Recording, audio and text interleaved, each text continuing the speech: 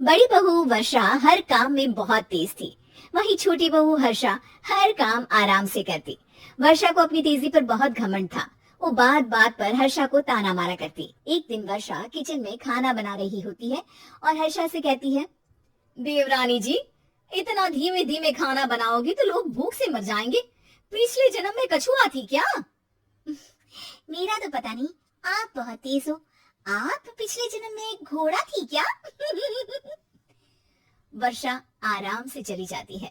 खाना खाने के बाद वर्षा का पति गौतम, हर्षा का पति लोकेश और उनके माता पिता बैठकर टीवी देख रहे होते हैं। तभी सास कहती है, अरे रामायण लगा दो हर्षा।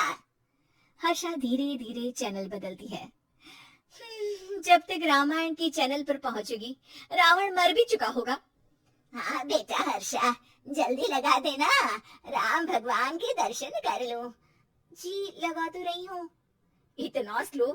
सासू माँ, इतने में तो अयोध्या जाके राम भगवान के दर्शन कराएंगी। सब वर्षा की बात पर हंसने लगते हैं।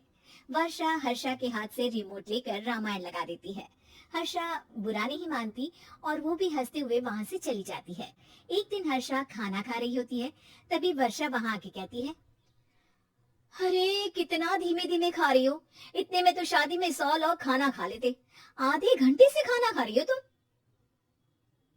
अरे खाने को चबा चबा कर खाना चाहिए। हाँ हाँ, आप तो चबा के भी खाती हो और दबा के भी। अरे आपको मेरे धीरे खाने से दिक्कत है या ज्यादा खाने से? अरे आप धीमे खाओ या ज्यादा खाओ मुझे क्या, बस मैं ये कहने आई थी कि सुबह कुछ मेहमान आ रहे हैं, जल्दी उठ के खाना बना लेना, देर मत करना। साथ में बनाते हैं ना। तुम्हारे साथ बनाऊंगी तो स्पीड को 5वें गियर से पहले गियर पर ले आना पड़ेगा। अरे भाई, तुम्हारे साथ रहकर तो मेरी तेज रफ्तार पर भी असर पड़ेगा और मैं भी तुम्हारी तरह हौले हौले काम करने लगूंगी सब। ठीक है, मैं पराठे बना लूंगी और सब्जी बना लूंगी। आप चपाती बना लेना और दाल बना लेना। हाँ हाँ ठीक है, पर अलग अलग ही बनाएंगे। अगले दिन हर्षा जल्दी उठ के काम करने लगती है और वर्षा सुबह उठ के ये सोच के वापस सो जाती है कि काम तो वो तेज कर ही लेती है। अगर थोड़ी देर सो भी जाएगी तो भी हर्षा से पहले तो काम निपटा ही लेगी। हर्षा बेटा, आज भगवान के लिए थोड़ा जल्दी हाथ चलाना। हाँ, मेहमान आने ही वाले हैं। जी हाँ माँ, आटा गूंद लिया है, आलू उबल रहे हैं, पराठे बनाने ही वाली हूँ, फिर सब्जी भी बना लूंगी। इतने में ही वर्षा वहां आ जाती है।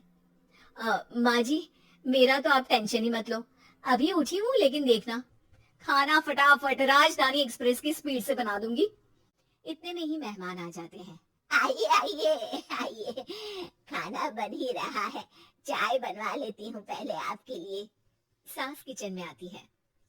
वर्षा, वो लोग आ गए, चाय बना दे जल्दी से।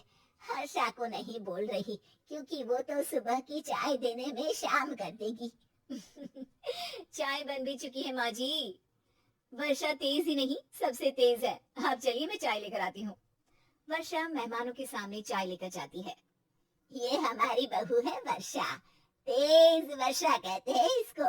हर काम में इतनी तेजी रखती है जैसे मिल्खा सिंह भाग रहा हो। अरे वाह वाह, फिर तो खाना भी जल्दी मिलेगा हमको। हाँ हाँ, आप चाय नाश्ता खत्म कर लेंगे, उसके पहले ही वर्षा जल्दी से स्वादिष्ट खाना भी लेकर आ जाएगी। वादा तो कर लिया जल्दी खाना देने का, आपकी चपाती भी नहीं बनी और दाल भी नहीं उबली। फिर भी तुमसे पहले काम खत्म हो जाएगा मेरा। तुम्हारी तरह नहीं हूँ, घड़ी की सबसे पतली सुई की जैसी धीमे धीमे धीमे काम करती हो तुम। बस वर्षा अपने तेज हाथों से दाल कुकर में चढ़ाती है और आटा निकाल के गूंथने लगती है। थोड़ी देर में कुकर की तेज सीटी बजती है और वर्षा का हाथ डोल जाता है। आटे में पानी ज्यादा पड़ जाता है। अरे रे, आटा तो ज्यादा गीला हो गया। वर्षा जब रोटी बेलने लगी तो एक भी रोटी गोल नहीं बन रही थी। कोई रोटी श्रीलंका के नक्शे जैसी थी तो कोई रोटी ऑस्ट्रेलिया के नक्शे जैसी बनती। वर्षा चिढ़ जाती है। कुकर फिर से जोर से सीटी मारता है। सास बाहर से आवाज देती है, वर्षा बेटा, आज स्पीड थोड़ी कम लग रही है। टाइम और लगने वाला हो तो बता दो बेटा। वर्षा को ये बात सुनकर बहुत बुरा लगता है।